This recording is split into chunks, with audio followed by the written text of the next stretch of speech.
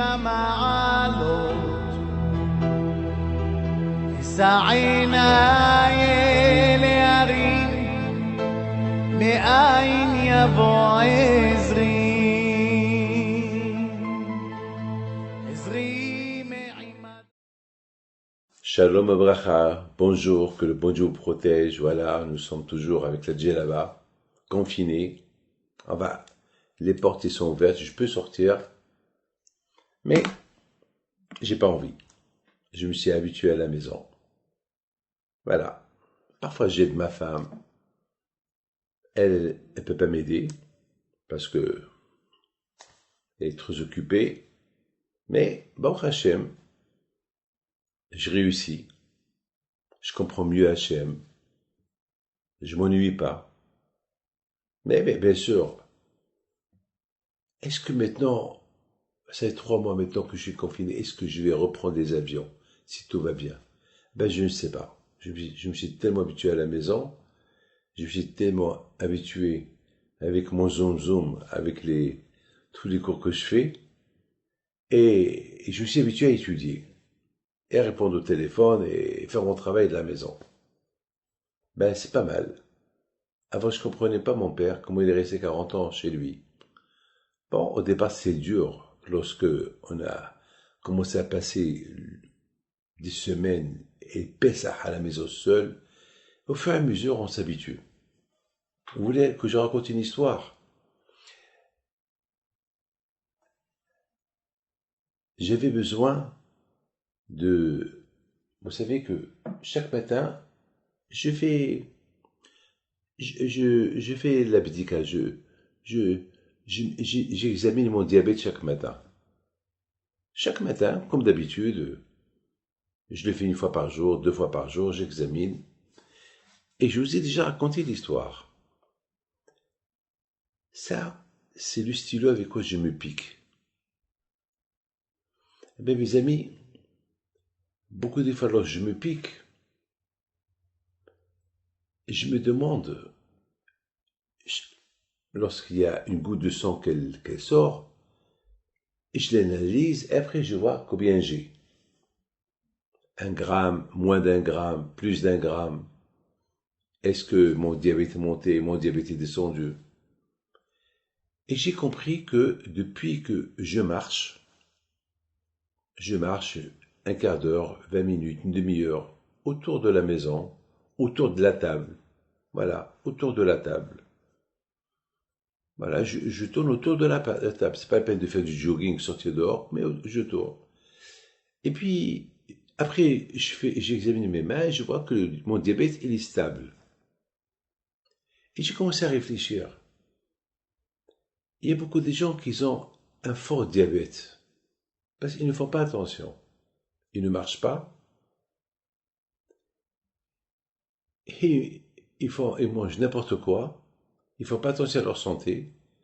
Et que Dieu préserve, ils peuvent perdre la vue. Et j'étais en train d'analyser ceux qui respectent les règles pour que le diabète reste stable. Le diabète, je l'ai. Je ne peux pas l'enlever. C'est héréditaire. Mon père, il avait le diabète. Rabbi Haim Pinto, il avait le diabète. Ma mère, elle avait le diabète. Je pense même mon père, il est mort avec le diabète. Par contre, ma mère, elle avait toujours un diabète, mais elle faisait attention, très attention. Elle savait quand elle avait le diabète, et savait quand son diabète est tombé. Elle prenait un chocolat. Mais j'ai analysé, parce que dans la vie, il faut réfléchir, il faut analyser les choses. À tel point qu'une fois, j'avais perdu, je vous ai déjà raconté cette histoire, j'ai perdu le stylo avec quoi je me pique. Et je l'ai cherché dans toute la maison, pendant 24 heures, je ne l'ai pas trouvé. Mais je me suis tellement habitué à me faire piquer chaque matin pour voir le taux de mon diabète, que je ne savais pas quoi faire. Et ici en Israël, pour acheter ce stylo-là, pour acheter ce petit sachet-là que j'ai ici, avec quoi j'analyse mon diabète, il faut que le médecin te donne l'ordonnance. Mais le médecin, on n'arrivait pas à l'avoir. Pourquoi? Parce que il était toujours en déplacement, mais c'était pas urgent. J'ai pas voulu le déranger à la maison. C'est mon médecin Docteur Bouhamza, c'est un tzaddik, je l'aime bien, il nous aime, lui et sa femme, que le bon Dieu leur donne à tous les deux une bonne santé. Donc, j'ai pas voulu déranger pour ça. Mais, par contre, j'ai dit à Hachem, je veux trouver mon stylo piqueur. Je veux. Alors là, j'ai commencé à devenir dur avec le bon Dieu. Je dis, Hachem, je m'en fous. Je vais l'acheter. Je sais que mon diabète, il est stable parce que j'ai pas fait grand chose depuis hier que je me suis pas piqué pour voir le taux de mon diabète. Mais toi, Hachem, je veux que tu me dises où c'est parce que il devait être que dans ma chambre. Bon, le Olam, c'est pas possible. Il n'est pas dans la chambre. J'ai dit, c'est pas possible. En plus, il n'y avait pas mes petits-enfants. Il n'y avait personne. Il n'y a que moi et le stylo dans la chambre. Donc, c'est pas possible qu'on me l'a pris. Personne n'est rentré dans ma chambre. Et je l'ai cherché de partout. Ma femme, elle est venue la chercher avec moi. On a bougé les lits, on a bougé. On a renversé la chambre. Pas de signe de mon stylo.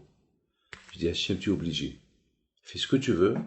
Mais moi, je fais tout pour toi, Hachem. Toi aussi, tu vas me montrer où je l'ai caché, où il est. Comme ça, je suis pas aveugle, Hachem. Attends, Leicester, est-ce qu'il y a un diable qui est rentré chez moi, il me l'a pris? Attends, il y a personne. J'ai des mésouzotes qui protègent ma maison. Donc, j'ai pas peur. Donc, il y a rien. Il est où? Si tu me dis, il est où? Alors, Hachem, je sais comment m'engager un peu plus avec toi dans mes services. Et voilà la bouteille, j'étais assis et j'ai pris un classeur.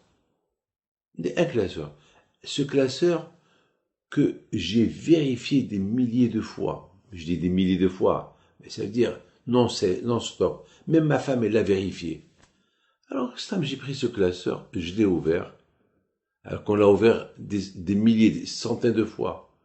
Et je vois mon stylo piqueur à l'intérieur. Comment? D'où il est venu? Comment il est venu? Mes amis, de là j'ai appris lorsque Hachem veut t'aveugler, il t'aveugle. Lorsqu'il veut te faire voir la chose qui est à côté de toi, il t'a fait voir. Lorsqu'il veut pas, elle est à côté de toi, tu la cherches, tu touches et tu cherches. Ma femme, elle a cherché le classeur plusieurs fois, il n'y avait pas. Ça veut dire que on est entre les mains d'Hachem. Mes amis, lorsque on vérifie le taux de diabète, si on l'a pas, lorsqu'on l'a, on est triste, lorsqu'on l'a pas, on est heureux, on est content. Il faut aussi chercher le taux de nos comportements avec nos femmes, avec nos enfants, avec le prochain, comment il est. Est-ce qu'il est bien, il n'est pas bien? On peut savoir. Il y a des choses qui sont entre tes mains, il y a des choses qui sont entre les mains de Dieu. Ces choses-là, entre toi et ta femme, toi et tes enfants, toi et ton prochain, ils sont entre tes mains. Mais il y a des choses qui sont entre les mains du bon Dieu, c'est autre chose. Que le bon Dieu vous protège, vous donne la santé et une longue vie. Amen. אדוני ישמור אותך מכל רע, ישמור את נפשך, אדוני ישמור צאתך ובואך מעתה